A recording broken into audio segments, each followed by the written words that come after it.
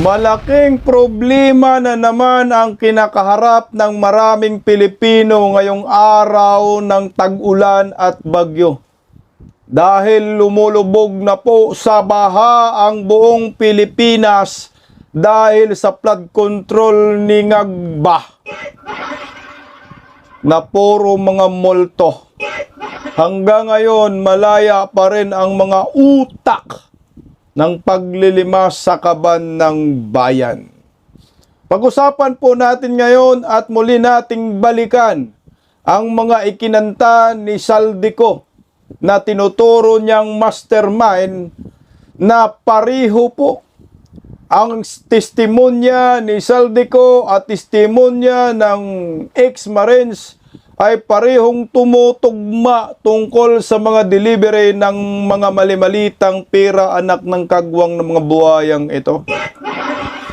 At pag-usapan rin po natin yung viral video na nauna na po nating na-content dito sa Bisdak Pilipinas, subalit nagkaroon po ng problema. At pumula ang ating channel dahil sa matinding pagmumura. Naging frustrated po kasi yung taong ito na sa tingin natin ay silagdaho ito. Huwag na po nating dugtungan at ikumpleto ang kanyang pangalan, baka makasuhan tayo. Pero isa po sa atin ito pag-uusapan. Silagda nga ba ho ito na frustrated na po dahil mukhang nagkalit-silitsi na po ang script ng hinayupak ng mga kawatan sa gobyerno. Ano po sa tingin ho ninyo? Dahil marami pong nagkokomento, mga bubonistang tanganista, fake news daw yan, hindi daw yan po silagda.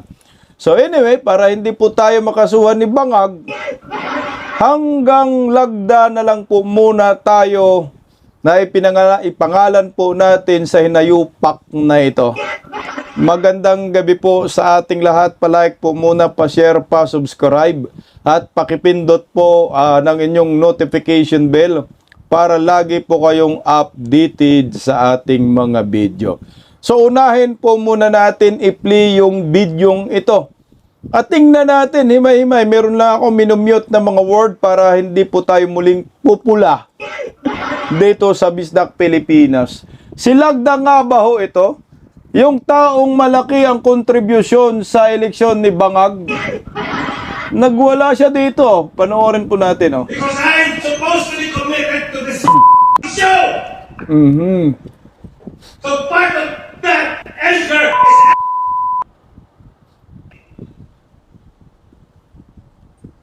we're saying yes to this. I'm sick and tired of it. And I'm sick and tired that I have to do it anyway.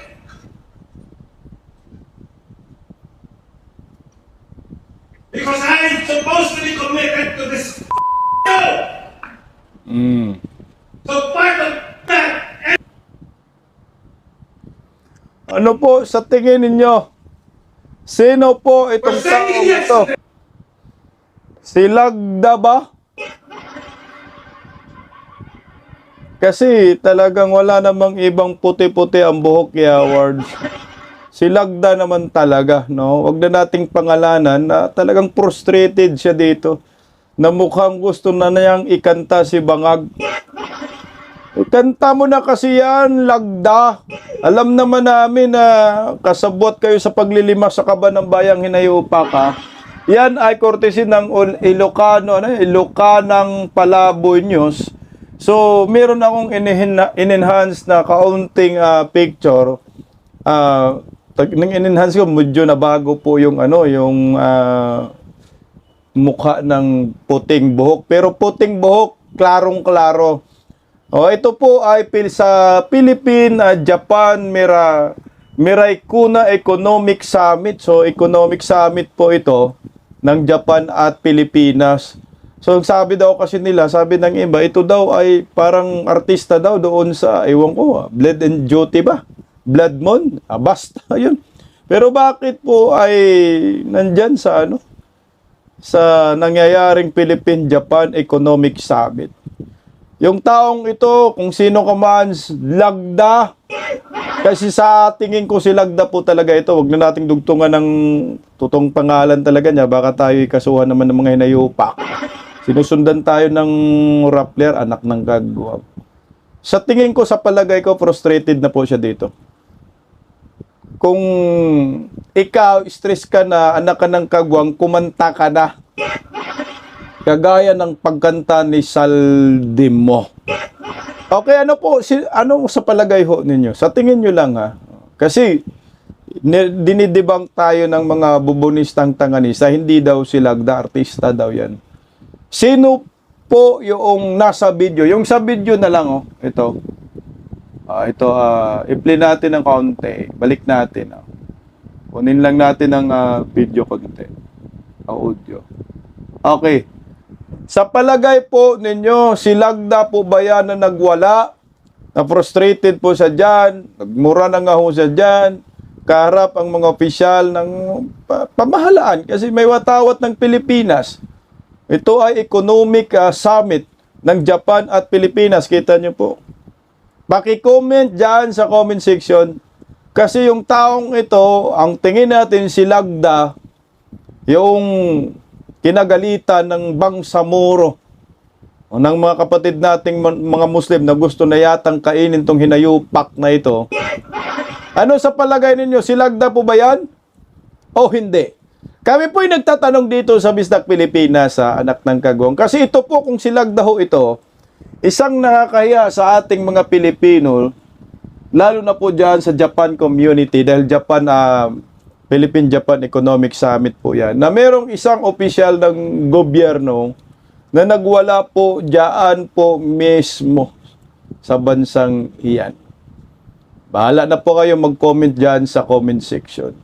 Kung ikaw man yan, Lagda, kumanta ka na kagaya ng pagkanta ni Saldico dahil malapit na lumubog ang inyong mga bangka dahan-dahan sa Kumunoy. Pag-usapan natin itong, hindi pala pag-usapan, panoorin natin muli itong mga revelasyon ni Saldico na mukhang nakatulog na po, na mukhang nakalimutan na ng maraming Pilipino. Hindi ho sana ito makakalimutan kung mismong Senado ay nag-imbestiga sa lahat ng mga ikinanta ni Saldico dahil ang itinuturo po niya dito na utak ng flood control ay si LBM. Sino po si LBM? Tangina, hindi nag-LBM ka sa kusina. Sa kusina. Sa CR. Yan po ang abbreviation ni Lisa Baki, Bangag Bungit, at Martin Tambaluslos. Yan po yung LBM na tinutukoy natin. At nagkaroon po ng patunay na mayroon talagang delivery dahil po sa ex-Marines. Panoorin po natin si Saldico. Marami na po nating, maraming bisis na po napanood natin itong 18 ex-Marines, ex-soldiers. Mga testimonya nila, lalo na nagkaroon ng pagkakataon na magsalita sila sa Blue Ribbon Committee ni Senador Marcolita na mukhang ito nga ho yung dahilan kung bakit siya ipinakulong ni Bongbong Marcos. Kumuha kayo ng popcorn dahil i-play po natin ang lahat ng video ni Saldico na kung saan ang tinuturong mastermind ay si LBM. Yung tatlong mukhang mga hinayupak. Pa-like, pa-share, muli po nating sariwain ang pagkanta ni Saldico at kumparahin po natin yung malita na picture ni Saldico at malita na picture ng ex-Marines. Pareho ba yung malita?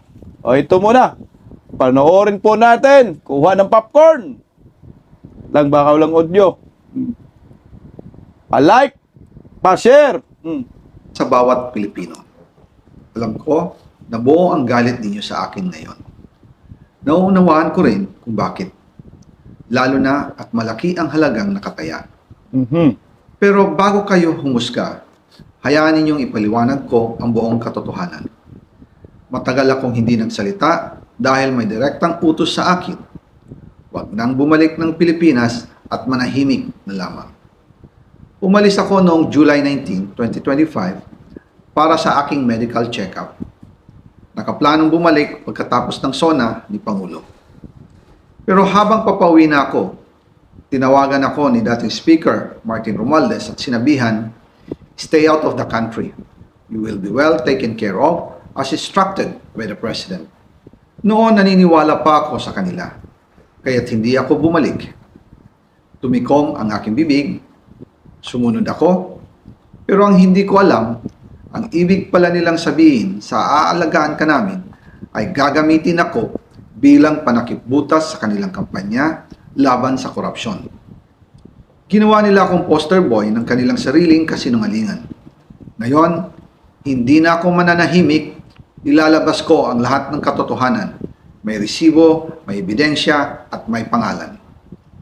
Nagsimula ito nung tumawag si Sekmina Pangandaman sa akin nung nagumpisa ang BICAM process last year, 2024.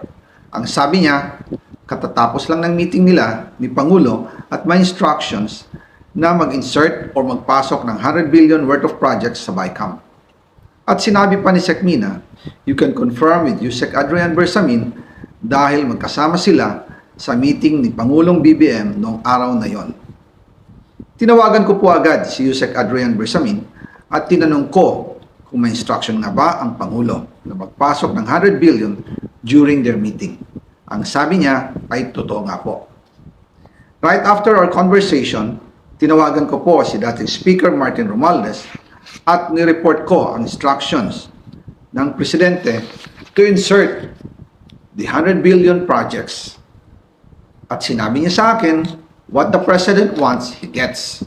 After ng ilang araw, nag-set po ng meeting si Sekmina Pangandaman at Yusek Adrian Bersamin sa amin ni dating Speaker Martin Romualdez sa Aguado Building in front of Gate 4 ng Malacanang at nandun din po si Yusek Jojo Cadiz. During the meeting, binigay po ni Yusek Adrian Bersamin ang listahan na worth 100 billion. Tinanong ko po si Yusek Adrian kung saan galing ang listahan. Ang sagot niya, galing kay PBBM mismo at binigay niya ito mula sa brown leather bag. Nung sinabi po ni Yusek Adrian Bersamin, yung brown leather bag, naalala ko noong nasa Singapore kami right after the elections, May 2022, sa Hilton Hotel, kami ni dating Speaker Martin and PBBM habang pauwi at pabalik ng Pilipinas, hinabol ng PSG ang brown leather bag at ang sabi ni PBBM, maiwan na lahat, wag lang ang brown leather bag. Kaya naniwala ko na utos talaga ito ng Pangulo. Pagkatapos ng ilang araw, I informed sina dating Speaker Martin Romualdez, Sekmina Pangandaman, Yusek Adrian Bersamin, and Yusek Jojo Cadiz na kung pwede 50 billion lang ang ipasok sa program funds dahil sobra ang DPWH funds versus sa DepEd. In practice, hindi pwede na mas malaki ang budget ng DPWH kaysa edukasyon. And yung balance na 50 billion, ilagay na lang sa program funds for the 2025 budget. Dahil Office of the President din ang nagre-release ng lahat ng unprogrammed funds. Pagkatapos ng isang araw, tinawagan ako si Sekmina at sinabi ang mensahe ng Pangulo, ipasok ninyo yan dahil pinangako na sa akin ni Speaker Martin yan at hindi na pwedeng baguhin. Kumbaga, ang utos ng hari hindi pwedeng mabali. Again, I informed the Speaker and asked clearance about the instructions ng Pangulo. At ang sabi niya, wala tayong magagawa. Kaya po nagtataka ako kung bakit sinasabi ni Pangulo na hindi niya makilala ang budget.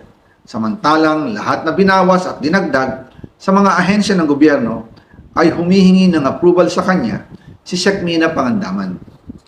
Ang utos ng hari, hindi mabali. Ayan, tuloy natin. Bago namin ginawa o tinapos ni Senator Chis Escudero during the BICAM. Sinabi pa ni Sekmina, everything is cleared with the President. Basta importante, pasok ang pondo na request ng Pangulo. The following day, sinabi ni Sekmina, approve na si Presidente BBM sa lahat na binawasan na ahensya. Masaya na ang Pangulo dahil naipasok ang gusto niyang 100 billion insertion. Wala pong perang napunta sa akin. Lahat po ng insertion napunta sa ating Pangulo at Speaker Martin Romualdez.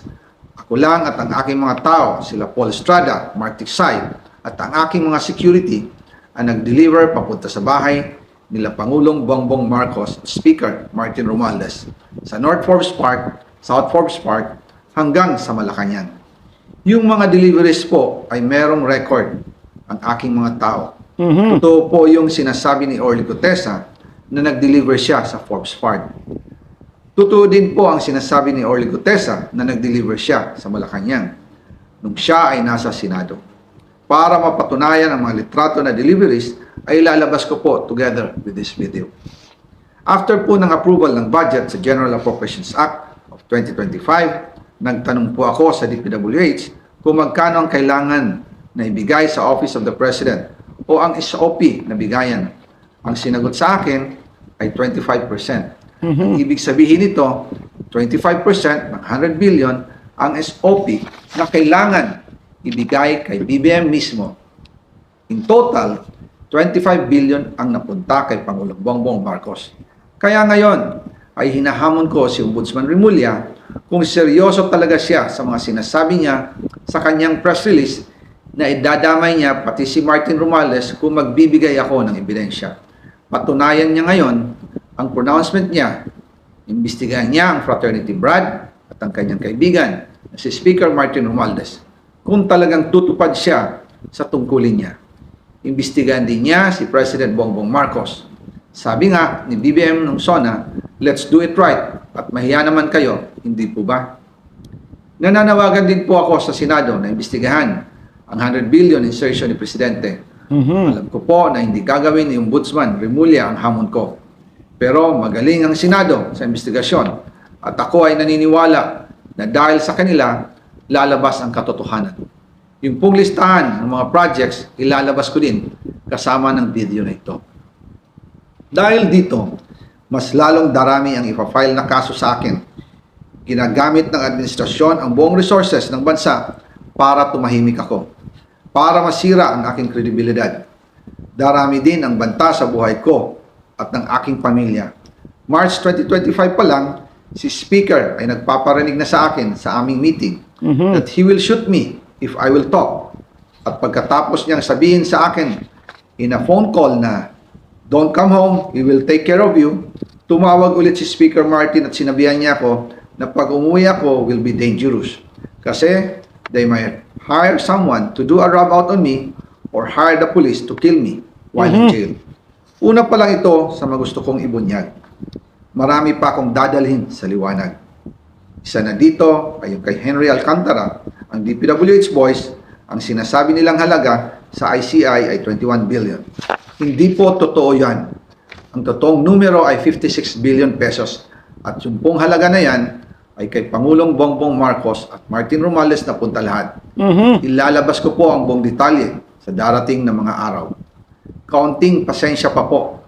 Sana po ay hindi nila ako mapatay bago ko mailabas ang lahat. Sa inyong lahat sa Pilipinas, lalong-lalo na sa aking pamilya, taos-puso akong humihingi ng paumanhin. Ginawa ko lang ang utos sa akin, pero ngayon, handa na akong harapin ang lahat. Uulitin ko po, yung pong pera, wala pong napunta sa akin. Dumaan lang po ang pera sa akin para i-deliver kay Speaker Martin Romualdez at Pangulong Marcos. Salamat sa inyong pag-unawa. Ayan yung pinakaunang video na inalabas ni Saldico. So, sinabi niya, wala namang pera na napunta sa akin, dumaan lang. Parang pinalabas niya na siya lang yung, alam mo yung taga-deliver, logistics. Pero, hindi ako naniwala dyan, Saldico. Nakinabang kayo pare-pareho. Kailangan namang papayag ka, wala kang makuha. Ang maganda dito sa unang part, marami pong mga artista na sinabi niya. Itong si Amina, nasa na ba si Amina? Bersamin, nasa na ba kayo? At pinatunayan niya, pinagtibay niya, yung sinasabi ni Orly Gutesa na totoong delivery. Yun po yung unang issue na lumalabas yung delivery ng mali-malita. Ang sabi pa nga ho ni Orly Gutesa, ay ito ay basura tawag nila. So ito po yung mga malita ni Saldico na noong ipinalabas niya. Pakita natin ha. Titigan nyo po yung mga malita, may mga pizza rin po. Yung hitsura na lang ng malita. Kasi ilalabas ko rin po yung malita na picture naman po ng 18 ex-Marines. Titigan nyo kung magkapariha ba. Ito rin yung iba. Kay Saldi ko yan ha. Ayan. Yan po yung mga malita. Labas lang natin ng mga dalawa. Oh, ayan. Yan yung kay Saldi ko. Okay. Ito naman po yung malita ng mga 18 ex-Marines. Ayan, no? Pare-pareho ba? Litin natin dito. Kunti. Ayan. Titigan nyo po yung mga malita. Sa kanan po ng inyong mga monitor, cellphone, malita po ni Saldi ko yan nung ikinanta niya. Picture. Ito naman sa kaliwa, malita po ng 18 ex-soldiers. Magkapareho ba ng style ng malita? Tapos sasabihin po ninyo, mga sinungalin yung 18 ex-soldiers, paano po to? Nagkapareho po. Nagkaroon ng koraborasyon. Kung si Senador Marcolita nga lang yung Senate Blue Ribbon Committee chairman, tumbok na. Ito yung tinatawag na koraborasyon, nag-corroborate. Tukoy na po ang mastermind, subalit, ang maraming Pilipino ay patuloy pa rin niloloko ng mga hinayupak sa gobyerno. Ano po sa tingin ninyo? Talagang collabs? Nagkaroon ba ng koraborasyon? Pareho ba ang malita? Kasi sa ngayon si Saldico, hindi pa lumalabas at hindi pa po nag-video at hindi pa ho niya sinuportahan at hindi rin niya tinanggi itong may siniwalat ng 18 ex-soldiers. Pero magugulat ka sa mga sinasabi ni Saldico ay pareho rin yung sinasabi ng 18 ex-soldiers. Yung si Mark Tiksay at si John Paul Estrada, sinabi rin po yan ng 18 ex-Marines. Pero ito, panoorin nyo po yung susunod na mga video dahil sinabi rin po ni Saldico ito. Okay, tuloy natin ang pagpapanood dito. Ito na yung round 2. Round 2 na po ng pagsisiwalat at pagkanta ni Saldico. At ituloy natin, pakinggan natin. Magandang araw po sa inyong lahat. Bago ko ipagpatuloy ang aking paliwanag, nais ko munang magpasalamat sa inyo. Maraming salamat sa inyong bukas na isipan, sa inyong pasensya, at sa pagtanggap ninyo sa mga impormasyong aking ibinabahagi. Alam kong hindi madali ang mga paksang ito. Mabibigat at mahirap tanggapin. Hindi po ako makauwi dahil malaki ang banta sa buhay ko. Ngayon naman, ay meron kaming natanggap na balita. Papalabasin ng administrasyon na ako ay isang terorista sa loob at labas ng Pilipinas. Para mailibing ako kasama ang katotohanan kahit saan man ako pumunta. Pero mahalagang malaman ng taong bayan ang katotohanan. Muli, taos-puso akong nagpapasalamat sa inyong pakikinig. Una po sa lahat, sinasabi ng ICI at ni Henry Alcantara na 21 billion pesos daw ang napunta sa akin. Hindi po totoo yun. Wala akong natanggap na ganyang halaga. Ang totoo, mula 2022 hanggang 2025, ang kabuuang pera na dumaan sa akin para ibigay kay Pangulong Bongbong Marcos at kay dating Speaker Martin Romualdez ay umabot sa 56 billion pesos at hiwalay pa dyan ang 100 billion pesos insertion ng Pangulo sa 2025 budget. Pati na rin ang 97 billion pesos flood control insertion na inilagay sa NEP ng 2026 national budget. Balikan natin kung paano ito nagsimula. Noong 2022, kakaupo ko pa lang bilang chairman ng House Committee on Appropriations, sinabi na agad sa akin ni Speaker Romualdez na kailangan ko makapag-deliver ng 2 billion pesos kada buwan. Makalipas ang ilang araw, tumawag sa akin si Yusek Bernardo. Sabi niya, kailangan ng tulong ng Bulacan sa problema nila sa baha. Pinapunta niya sa opisina ko sa Kongreso si DPWH District Engineer Henry Alcantara. Mhm. Sa naging meeting namin ni Alcantara, siya mismo ang nag-offer kung paano ang hatian sa mga proyekto ng DPWH.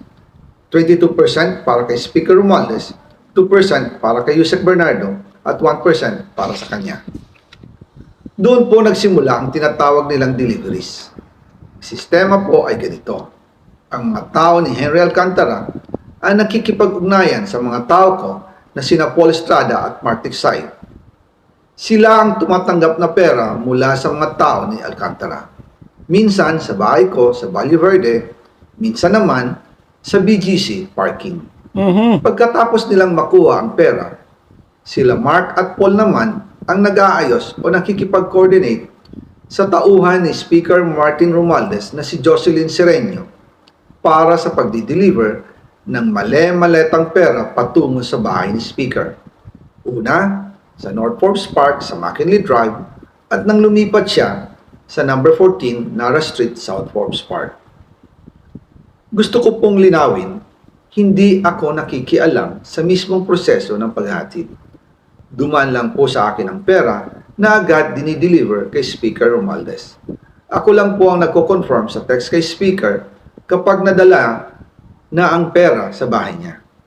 At lahat ng ito, mula sa unang utos noong 2022 hanggang sa huling delivery noong 2025. Umabot sa mahigit 55 billion pesos plus ang naihatid sa bahay ni dating Speaker Martin Romualdez. Madalas hindi nabubuo ang hinihinging 2 billion pesos bawat buwan ni Speaker, kaya iyan ang final total.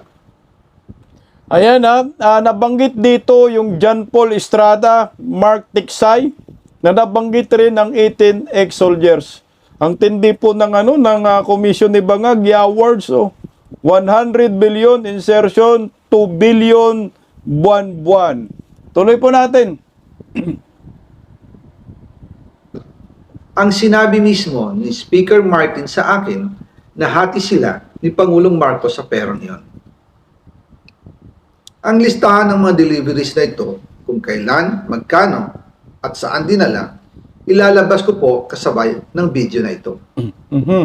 Noong November 2024, habang nasa proseso kami ng pagtatalakay ng budget, nakipag-meeting sa amin ni Speaker Martin si Yusek Jojo Cadiz. Sabi niya, masama raw ang loob ni Pangulong Marcos, wala raw siyang natatanggap na remittance. Mhm. At dahil laging napapagalitan si Speaker Martin ng Pangulo mula Setyembre hanggang November, inutusan niya ako na mag-deliver ng 1 billion pesos para kay BBM.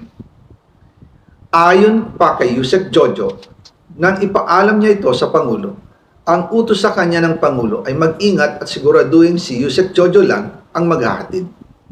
Ang instruction po sa akin ni dating Speaker Martin Romualdez ay dalhin sa number 30 Tamarin Street, South Forbes Park at ibigay kay Yusek Jojo Cadiz dahil ito raw ang drop-off point na malapit sa bahay ng Pangulo. Sinabi rin po sa akin ni Speaker Martin Romualdez na si PBBM ang nag-utos sa kanya na bilhin ang bahay sa number 30 Tamarin Street para gamitin bilang bagsakan at imbakan ng pera mula sa mga SOP collection at deliveries na para sa Pangulo. Noong December 2, 2024, personal kong i-deliver ang 200 million kay Yusek Jojo Cadiz sa number 30 Tamarin Street, South Forbes Park. Ayon sa kanya, dadalhin daw niya ito sa bahay ng Pangulo sa number 41 Nara Street, South Forbes Park. Mhm. Kasunod nito, noong December 5, 2024, muli akong nag-deliver ng 800 million sa parehong address at Yusek Jojo Cadiz pa rin ang tumanggap.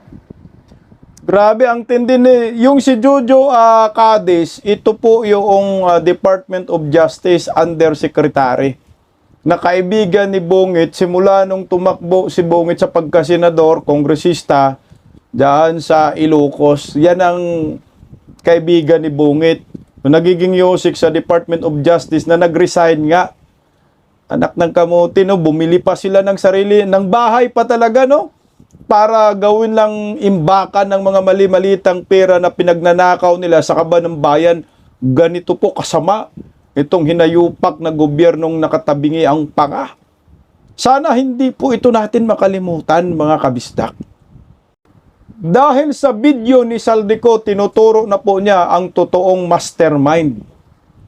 Inamin niya na may deliveries. Ito rin po yung sinasabi ng 18 soldiers na inalagaan nga rin po ni Mike Defensor at pinaniwalaan ni Senador Marcolita. Kawawa mga tao na kulong ngayon.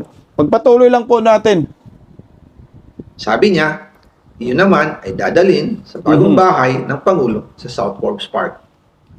Sa kabuuan, 1 billion pesos ang personal kong naihatid. Ako mismo ang nagbigay ng pera, kasama ang aking driver at mga tauhan. At lahat ito ay base sa direktang utos ni Speaker Martin Romualdez. At dyan po nabuo ang kabuuang halagang 56 billion na ipinadala mula 2022 hanggang 2025. Isipin nyo, 2022, Pero kahit na 2025. na-deliver na ang 1 billion pesos para kay Pangulong Marcos at kahit na naisama na rin sa 2025 budget ang 100 billion pesos insertion sa pamamagitan ng BICAM Committee, ayon mismo sa utos ng Pangulo, nagagalit pa rin daw si BBM. Di pa nakontento. Kaya noong February 2025, sumulat po ako ng isang confidential letter kay Pangulong Marcos. Doon ko ipinaliwanag na ginagawa ko lang ang mga utos niya tungkol sa mga insertions na sinasabi niyang hindi na raw niya makilala. Ilalabas ko po ang sulat ko sa Pangulo kasama ng video ito. Si Yusek Jojo Cadiz ang nag-ayos ng aming meeting noong March 2025 sa 1201 Aguado Street, tapat ng Malacanang, Gate 4. Pero sa halip na kumalma ang Pangulo, Nagalit. lalos lang siyang nagalit. Sa halip na itanggi o linawin niya ang tungkol sa 100 billion insertion, pinagsabihan niya kami ni dating Speaker Romualdez at sa akin mismo, diretsahan niyang sinabi, "Huwag mo akong pigilan sa mga insertions ko. Huwag ka nang makialam sa budget." Dahil sa mga binitawang salita sa akin ni BBM, naging malinaw sa akin na siya mismo ang nag-utos kila Secretary Mina Pangandaman at Yusek Adrian Bersamin na ipasok ang 100 billion pesos worth of projects. Grabe. Mga insertion ni Bake o ni Bangag, tuloy lang natin. Kaya kung hindi talaga totoo na galing sa Pangulo ang utos, bakit hindi niya agad tinanggal noon pa sina Secretary Mina Pangandaman at Undersecretary Adrian Bersamin nang pinaalam ko sa kanya ang 100 billion insertions sa pamamagitan ng sulat? Bakit ngayon lang nila pinag-resign kung kailan nalaman ng publiko ang tungkol dito? And also, kinausap ako ni Yusek Jojo Cadiz at nagsabi na ipinapa-insert ng mga projects ang Pangulo na worth 50 billion pesos. And sinabi ko kay Yusek Jojo na meron ng instruction kay Secretary Mina Pangandaman at Yusek Adrian Bersamin about the 100 billion pesos insertion. And sabi niya, kakausapin niya ang Pangulo na kung pwede, doon na lang i-charge ang gusto niya ng 50 billion pesos na insertion. Ngunit ang sagot ng Pangulo, humingi ka ng bago or dagdag na insertions. Doon po nakita at naramdaman na hindi pwedeng sabihin ng Pangulo na wala siyang alam sa mga nangyayari. Kasi mismo siya ang nagbibigay ng utos. Ako mismo ang nakasaksi at nakausap ng mga taong direktang sangkot. Kaya hindi na pwedeng maghugas kamay at magturo na parang inosente. At kung titingnan ninyo ang 2026 budget, may panibago siyang 97 billion insertions. Pero ngayon, ipinasok na mismo sa President's Budget or NEP 2026. Yan po ang kinumpirma ni Secretary Manny Bunoan na may instructions ang Pangulo na magpasok ng 100 billion ulit sa President's Budget. Kaya wala na siyang pwedeng ipamigay. Ito ay nalaman ko noong May 2025 sa meeting namin kasama si dating Speaker Romualdez sa number 30 Tamarind Street, Forbes Park. Kaya nang nadiskubre ng House of Representatives ang insertion sa flood control sa 2026 budget, ibinilik namin ang DPWH NEP 2026 dahil mali na ito at panibagong flood control projects na naman. Hindi lang po ang Pangulo ang may insertion sa budget. Pati po si Congressman Sandro Marcos, meron din pong pinapasok taon-taon. Noong 2023, may 9.636 billion pesos. Noong 2024, 20.174 billion pesos.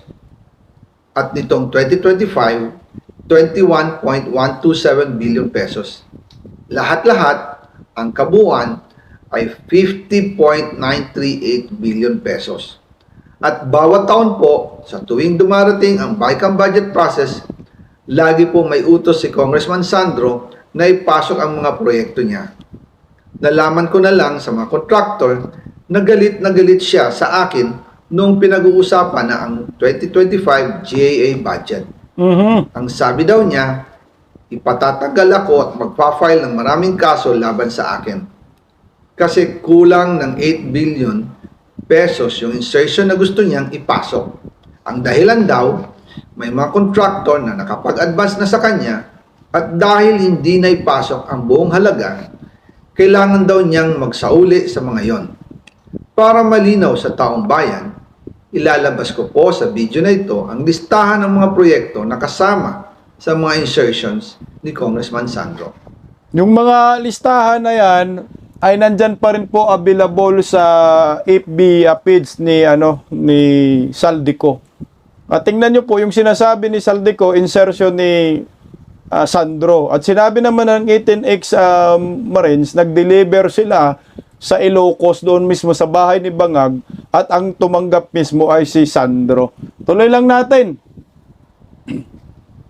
Ngayon naman po, tungkol sa kampanya nitong 2025 elections, nagkwento sa akin si dating Speaker Martin Romualdez, kinausap daw siya ni PBBM sa Tacloban para tumulong sa gastusin ng mga kandidato mula national hanggang local candidates. Ang sagot ni Speaker, naibigay na niya ang SOP collections sa Bureau of Customs na umabot sa 11 billion pesos.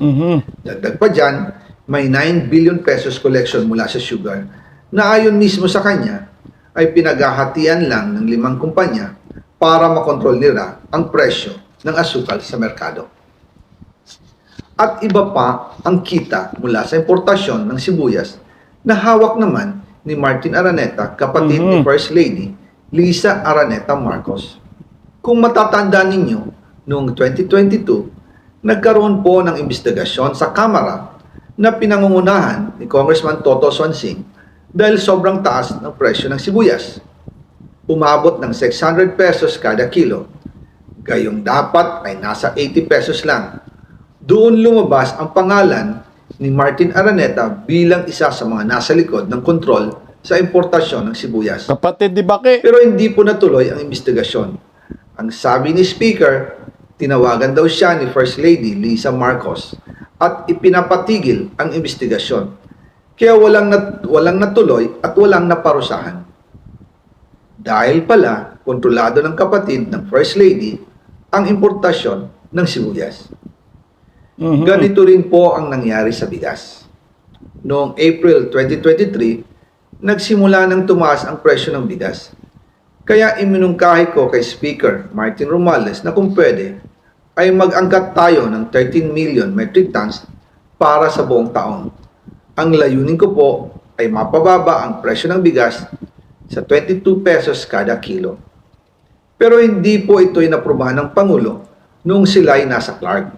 Dahil doon, sumipa ang presyo ng bigas na umabot ng 55 pesos kada kilo hanggang 2024. Naging 70 Noong nga 2024, kinausap ko ulit si Speaker Martin Romualdez na kung pwede makausap namin si Secretary Laurel Chu ng Department of Agriculture at Secretary Ralph Recto ng Department of Finance para maibaba ang taripa ng bigas mula 35% to 15%. Sinabi ko kay Speaker Martin Romualdez na kung pababayaan natin ang patuloy ng pagtaas ng presyo ng bigas at umabot ito sa 60 pesos kada kilo, siguradong magagalit na ang taong bayan. Posibleng magrevolusyon na ang mga tao at tiyak na maapektuhan dito ang mga kandidato ng administrasyon sa 2025 elections. Isa sa mga patunay na hindi na masaya ang taong bayan ay ang pagbaba ng approval rating ng Pangulo noong panahon na iyon dahil sobrang taas na ang presyo ng bigas. Nangyari po ang meeting at halos inaabot kami hanggang alas 2 ng umaga, nakikiusap, nagpapaliwanag. Buti na lang, matapos ang matagal na negosasyon, pumayag din sila. At di nagtagal, inanunsyo na rin sa publiko na ibaba ang nangbuwis sa bigas. Ngunit, matapos ang 4 hanggang 6 na buwan, hindi pa rin bumababa ang presyo ng bigas. Kahit ibinaba na ang taripa nito, kaya iminungkahi ko kay Speaker Romualdez na magpatawag ng investigasyon tungkol sa bigas sa pamamagitan ng Quinta Committee hearings. Habang iniimbestiga nito ng Quinta Committee na pinamumunuan ni Congressman Joey Salceda, bigla na lang itong pinahinto ni Secretary Kiko Laurel Chu matapos niyang ipakita ang isang confidential report. Nakasaad dito na sa First Lady Lisa Marcos mismo ang may hawak sa mga rice importers. Puta, mga importers, mga smugglers, hawak ni Baki, ayon kay Saldico, tuloy. Ayon kay Secretary Laurel, maaapektuhan daw ang First Lady kung itutuloy ang investigasyon. Dahil kasama raw nila sa Vietnam visit ang ilang importer ng bigas. Anak ng At kagwang. nag-dinner pa raw sila roon.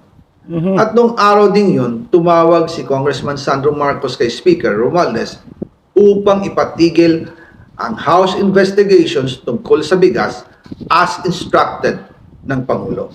Anak Magkasama ng kami ni kagwang. Speaker Martin Romualdez nang tumawag si Congressman Sandro Marcos. Dumating din si Secretary Laurel Chu sa Manila Polo Townhouse at doon siya pinagalitan ni Speaker dahil inilabas niya ang confidential report na nagdidiin sa First Lady sa issue ng rice smuggling. Humihingi ng paumanhin si Secretary Laurel Chu at sinabi niyang, pasensya na, masyado akong naive. Doon namin naintindihan kung bakit. Kahit ibinaba na ang import tax ng bigas mula 35% to 15%, ay hindi pa rin bumababa ang presyo sa merkado dahil pala sa dami ng SOP at remittance na ipinapasa sa bawat transaksyon. Dagdag pa po, maraming importers ng isda ang nagre-reklamo dahil kontrolado ito ng kaunting kumpanya lamang. Wala naman daw tax sa importation tuwing lean season, pero kahit ganoon, hindi pa rin sila nabibigyan ng permit to import. Ang mga kaunting kumpanya na ito lang ang nabibigyang permit to import. Dahil dito, kontrolado din ang presyo ng isda at ito din ang dahilan kung bakit mataas ang presyo ng galunggong. Mga kababayan, hindi dapat naghihirap ang Pilipinas. Hindi dapat ganito kamahal ang mga pangunahing bilihin tulad ng bigas. At higit sa lahat, hindi dapat nagugutom ang mga Pilipino. Wala silang malasakit sa taong bayan, lalo na sa mga mahihirap. Inaabuso ang kapangyarihan, nagiging negosyo ang pera ng taong bayan. Masakit man tanggapin, pero ito ang katotohanan. Ang pinakamakapangyarihang pamilya pa mismo ang sangkot sa ganitong sistema. Mula sa Pangulo, First Lady, hanggang sa anak, sila mismo ang nagtatakda, kumukontrol, at nakikinabang sa mga transaksyon dapat sanay para sa kapakanan ng sambayanan. Hawak at kontrolado nila halos lahat ng ahensya, kaya nagagawa nilang itago ang katotohanan. Sa mga susunod na araw, marami pa po akong isisiwalat. Maraming salamat sa inyong oras at patuloy na pag-unawa. Ayan po yung huling mga video ni Saldico, hindi na po nasundan, no? na dapat Saldico, ngayon yung 18 ex-Marines, lumabas, sundan mo na, maglabas ka na ng statement, i-confirm mo na, total pareho naman, ang testimonyan ninyo, testimonyan nila, ang tinuturo ay first family. Martin Romualdez, ito kung paniniwalaan po natin at susundan yung sinasabi ni Saldico na halos pareho sa mga statement din ng 18 ex-Marines, ang totoong mastermind talaga, ang tinuturo niya dito yung LBM, yung first family. Si Lisa Baki, si Bangag, si Martin Romualdez, kasama itong si Sandro Marcos, kasama pa yung kapatid ni Liza Marcos sa mga agricultural product. Yan po ang maliwanag dyan. Paano po nagkaroon ng korupsyon din sa flood control, paglilima sa kaban ng bayan, saan program funds, dahil doon sa mga insertion na bilyon-bilyon. Na ayon po sa kanya mismo, kay Saldico, ay utos mismo ni Bongbong Marcos dahil siya mismo nakapag-deliver kay Bungit. Mantakin po ninyo, sayang ang mga isiniwalat na ito. Hindi po sineryoso ni Panfilo Lacson, imbis na magpatuloy, itinigil. Na ito dapat ang gusto ni Senator Rodante Marcolita. Sayang talaga. So anyway, marami namang bidyong nakasibyan. Pag si Inday Sara na maging Pangulo ng Republika ng Pilipinas, patay.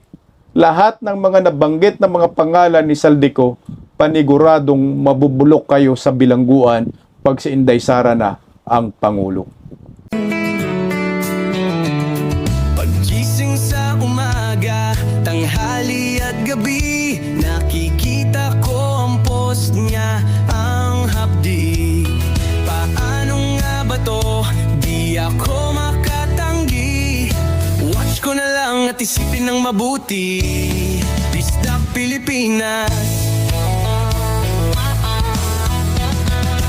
Bisdak, tinig ng katotohanan.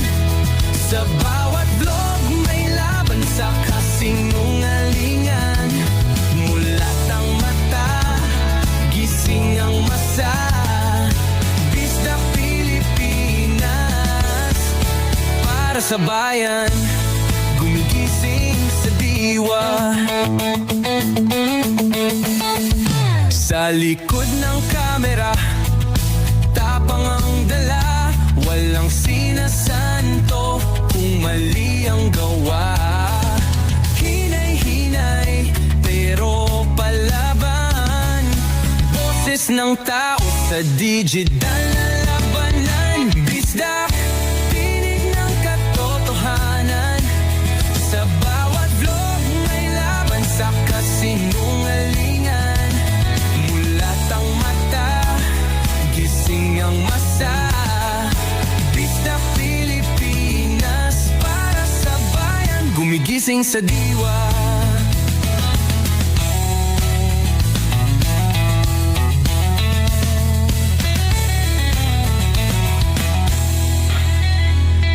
Hindi artista, hindi politiko, pero ang katotohanan, sigaw niya ay buo. Sa YouTube o Facebook man siya makita, may aral ka pa rin, may uwi sa bawat salita. Bisdak, gising sa katotohanan, di lang kwento, kundi panawagan. Sa bawat Pilipinong naghahanap ng liwanag, Bisdak Pilipinas, kasama sa pagbangon ng bayan. Bisdak Pilipinas, boses ng masa, gising ang diwa. Sa vlog mo, may pag-asa.